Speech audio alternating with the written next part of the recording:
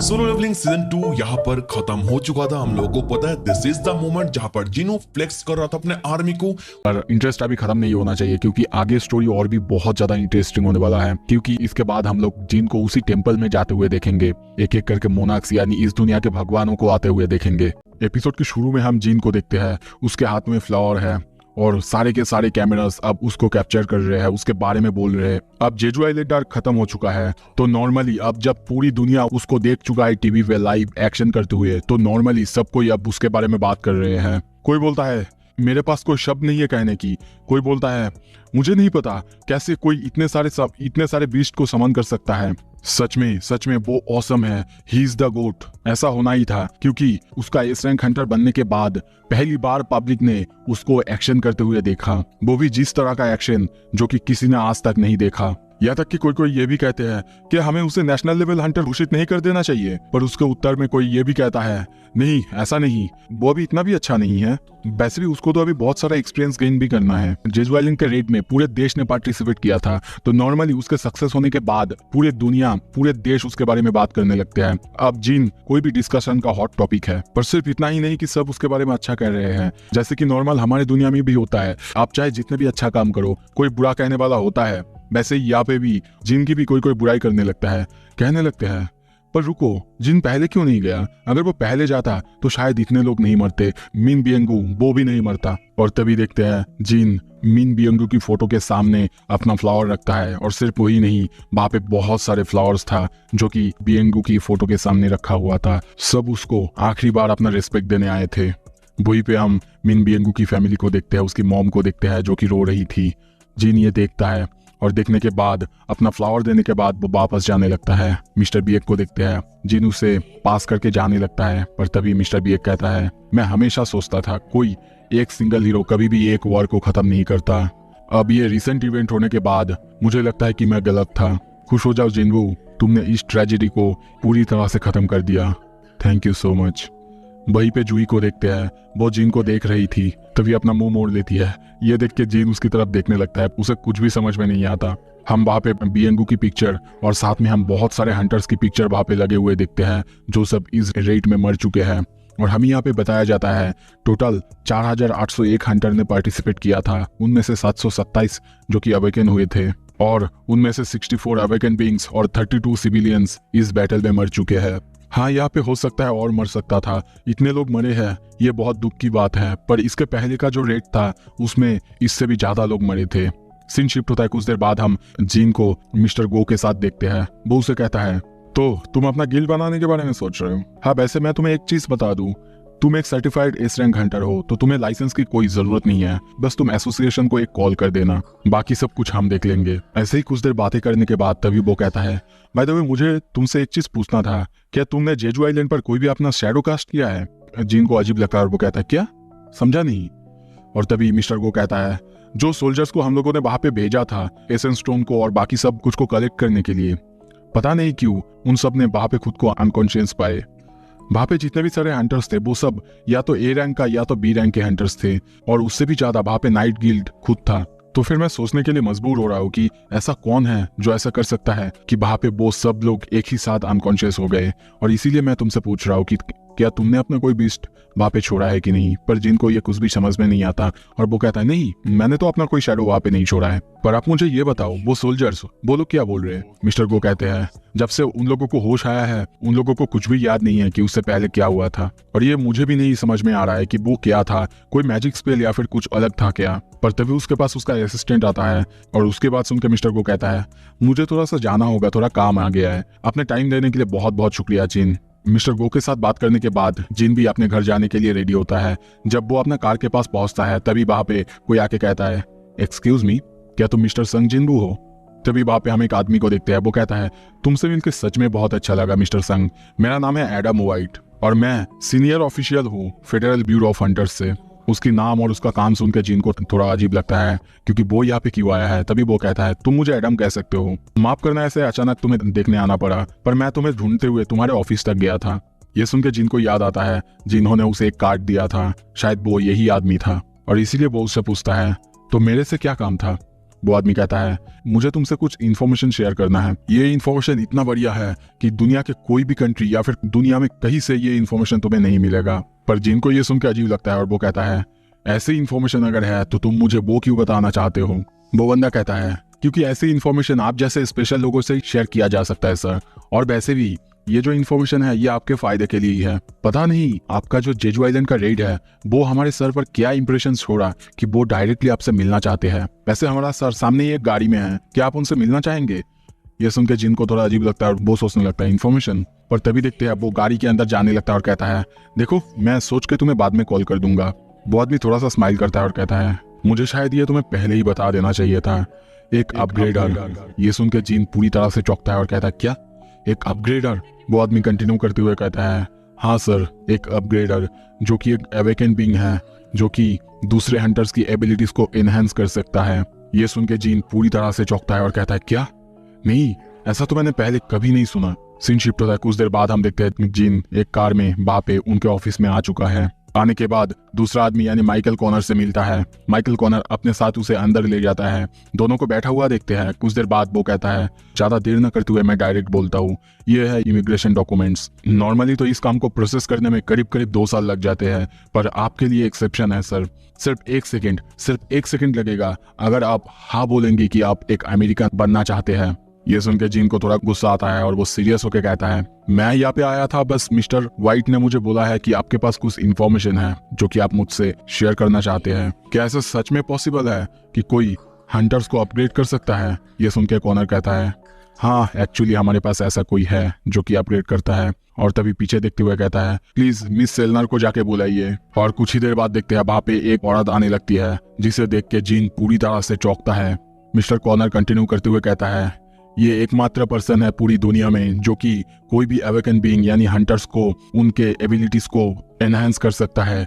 I present you miss Norma सेलनर। और तभी हम वो लेडी को आते हुए देखते हैं। जिन भी उसे देखते हुए पूरी तरह से चौंकता है।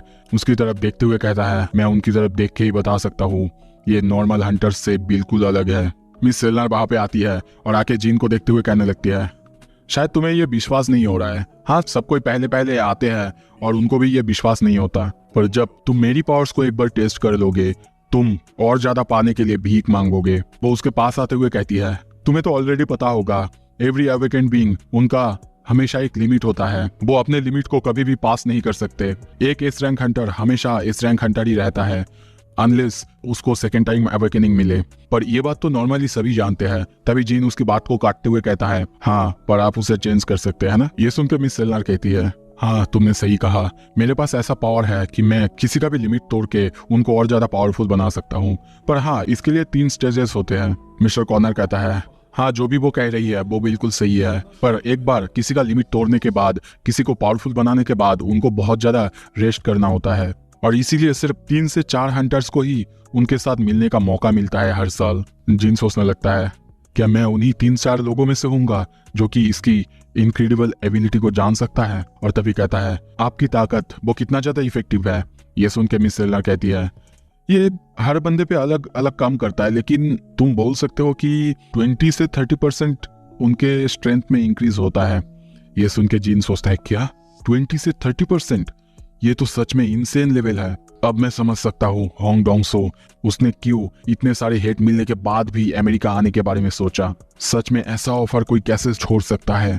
कोई भी हंटर हो वो ऐसी अपॉर्चुनिटी पाने के लिए पागल हो जाएगा। तभी जीन मिस्टर कॉर्नर को देखते हुए कहता है अगर किसी को इसके बारे में पता चला तो फिर। वो बंदा कहता है हाँ इसीलिए वो हमारे केयर में है, हम उसे एक अच्छी सैलरी भी देते हैं और उसके बदले में हम जिसे चूज करते हैं वो उसके ही पावर्स को बढ़ाती है। और अभी तुम्हारे लिए, सिर्फ तुम्हारे लिए मिस्टर संग जिनबू, हम उनकी पावर्स को एक गिफ्ट के तौर पे देना चाहते हैं। ये सुन के जिन सोचता है क्या एक गिफ्ट, क्या ये मेरे लिए कोई ऑफर नहीं है। मिस्टर कॉर्नर कहता है जब तुम फेडरल ब्यूरो का एक हंटर बन जाओगे उसके बाद तुम हमारे सबसे पहला और सबसे टॉप प्रायोरिटी होगे, इसीलिए हम हमेशा कोशिश करेंगे कि तुम्हें सबसे अच्छा बेनिफिट्स सब कुछ अच्छे से दे सके। वैसे भी ये डिसीजन तुम्हें अभी लेना नहीं है और ये एक गिफ्ट की तरह है, तो तुम्हें ज्यादा कुछ सोचने की जरूरत नहीं और इसके बदले में तुम्हें कुछ देने की जरूरत भी नहीं है। ये सुन के जिन भी सोचता है क्या एक गिफ्ट, इसका मतलब मुझे कुछ भी देना नहीं होगा या फिर मुझे अभी यहाँ पे आके रहना नहीं होगा। ठीक है, अगर ऐसा ही है तो मैं थोड़ा सा टेस्ट कर ही सकता हूँ। और तभी देखते हैं मिस सेलनर उसका हाथ पकड़ती है और कहती है, मेरी आंखों में देखो, ये है पहला स्टेप। मिस्टर कॉर्नर सोचने लगता है, बहुत अच्छा, उसने बिना रेजिस्ट हुए ही अपना हाथ दे दिया। ये हो सकता है अब तक वो बहुत शांत था, पर एक बार अगर उसने मिस सेलनर की पावर्स को टेस्ट कर ली, उसके बाद वो और रेजिस्ट नहीं कर पाएगा। हाँ माना गोतो र्यूजी स्ट्रॉन्ग था, वो एक नेशनल लेवल हंटर भी बन सकता था, पर ये बंदा वो कर दिखाया जो कि गोतो र्यूजी ने भी नहीं कर पाया था। इसके पास कुछ ऐसी पावर्स है जो कि आज तक दुनिया ने नहीं देखा है। आई वंडर कि ये बंदा क्या कुछ करने की कैपेबल है। और तभी मिस सेलनर को देखते हैं, दोनों की आंख ग्लो करने लगता है। मिस सेलनर उसकी आंखों में देखने लगता है, पर तभी इंस्टेंटली वो अपने आप को एक अंधेरी जगह में पाता है। आसपास देखने लगता है, उसको कुछ भी फील नहीं होता, पर तभी अपने सामने एक अजीब से एंटिटी को देखता है जो कि उसके पास आ रहा था और पास, और तभी उसकी तरफ बहुत ही खतरनाक नजरों से देखता है।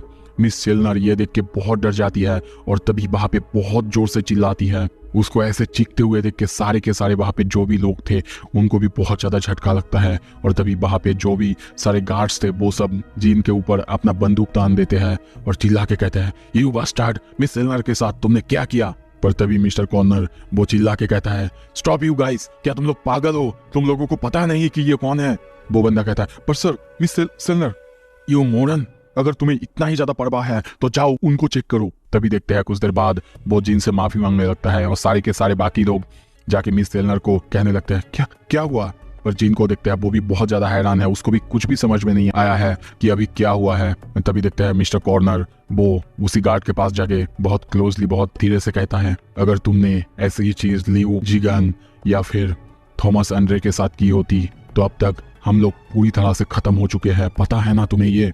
तभी मिस सेलनर के पास जाता है और पूछता है, मिस सेलनर क्या हुआ है, क्या हुआ है। मिस सेलनर को देखते हैं उनकी हालत बहुत ज्यादा खराब है, उसकी पूरी बॉडी बहुत तेजी से कांपने लगता है, वो बहुत डरी हुई है, उनके पूरे बॉडी और सारे चेहरे में पसीना भर चुका है। उनकी ऐसी हालत देखते हुए वो जिन से कहता है, मिस्टर संग जिनबो, लगता है कि उनकी हालत बहुत ज्यादा खराब है, तो क्यों ना हम नेक्स्ट टाइम ये मीटिंग रखें। एडम प्लीज जाके उन्हें अच्छे से दे आओ। मिस सेलनर को देखते हुए वो कहता है, मिस सेलनर क्या हुआ है। मिस सेलनर को देखते हैं वो बहुत ज्यादा डरी हुई है, उनकी पूरी बॉडी अब तक कांप रहा है। तभी वो कहता है, वो है एक किंग, और ऐसा वैसा कोई किंग नहीं, वो एक पावरफुल किंग है। और वो ये बहुत डरते हुए कहती है। उसकी ऐसी हालत देख के और ऐसी बातें सुन के मिस्टर कॉर्नर कहता है, क्या इसका मतलब वो एक नेशनल लेवल हंटर जितना स्ट्रांग है। मिस सेलनर कहती है, नहीं ये मैं नहीं कह सकती वो कितना ज्यादा स्ट्रांग है, पर मैं इतना जरूर जानती हूँ वो कोई ऑर्डिनरी बंदा नहीं। जब मैं देख रही थी उसकी तरफ वो भी मुझे देख रहा था, और ये मत समझना कि मैं संग जिनबू की बात कर रही हूँ, वो कोई और था, जैसे कि उसके अंदर का इनफाइनाइट डार्कनेस, और उसके भी अलावा उसकी पावर्स का कोई भी लिमिट नहीं है। जिनको हम लोग बाहर जाते हुए देखते हैं और उसकी शैडो को देखते हैं जो कि और ज्यादा डार्क हो चुका है। सीन शिफ्ट होता है, कुछ देर बाद हम मिस्टर गो को देखते हैं। वो हंटर मिन बिंगो के खोने के वजह से बहुत ज्यादा दुखी और बहुत ज्यादा चिंता में है। तभी उनके पास देखते एक कॉल आता है और वहां पे बताया जाता है कि एक बी रैंक का गेट हाईवे के बीच में खुला है। ये सुनने के बाद थोड़ा सा हैरान होता है और सोचने लगता है, एक बी रैंक का गेट, तो फिर तो कोई नॉर्मल हंटर्स इसे हैंडल नहीं कर पाएंगे, ठीक है। और तभी वो कॉल पे कहता है, ठीक है मैं देखता हूँ कोई भी मेजर गिल्ड को कॉल करता हूँ। पर तभी उन्हें याद आता है संग जिनबू ने उसी हाईवे के पास में एक अपना गिल्ड का ऑफिस लिया है। जिन को देखते हैं वो ट्रैफिक में फंसा हुआ है और उसी लेडी के बारे में सोच रहा है और सोचने लगता है, मुझे पक्का पता है वो मेरे अंदर कुछ अजीब देखी थी, क्या उन्होंने मेरे अंदर सिस्टम का ग्लिम्स को देख लिया था, पर वो इतना डरी हुई क्यों थी, क्या देखा था उन्होंने। और तभी सामने देखते हुए कहता है, ये ट्रैफिक मुझे बिल्कुल पसंद नहीं, इसीलिए मैं हमेशा सबवे से जाना पसंद करता हूँ। और तभी देखते हैं उसके पास मिस्टर गो का कॉल आता है और उनके साथ बात करने के बाद उसे पता चलता है हाईवे के मिडिल में एक गेट खुला है और इसीलिए ये ट्रैफिक है। मिस्टर गो उसे बताता है, ये एक बी रैंक का गेट है, क्या तुम उसे संभाल सकते हो जिन। वो कहता है, संभाल तो सकता हूँ, पर क्या मैं वहां पे बिना कोई एंट्री परमिट के जा सकता हूँ। ये सुन के मिस्टर गो हंसने लगता है और कहता है, तुम्हें क्या लगता है वो परमिट्स वो कौन बनाते हैं। जिन कहता है, हंटर एसोसिएशन सर। और तुम्हें क्या लगता है कि तुम किससे बात कर रहे हो। तभी जिन ये सुनकर थोड़ा सा हंसते हुए कहता है, the chairman of the hunters association. Scene shift होता है, कुछ देर बाद उस गेट को देखते हैं, सारे के सारे लोग उस गेट को देख रहे हैं। तभी हंटर एसोसिएशन के उसी बंदे को देखते हैं, वो किसी को देखते हुए कहता है, तुम यहाँ पे क्या कर रहे हो, ये रेस्ट्रिक्टेड एरिया है, पता है ना तुम्हें। तभी जब वो सामने देखता है ये और कोई नहीं एस रैंक हंटर संग जिनबू। सारे के सारे लोग अपने सामने जीन को देख के पूरी तरह से हैरान होते हैं और सोचने लगते हैं क्या जीन वो अकेला ही इस गेट को संभाल ले आया है।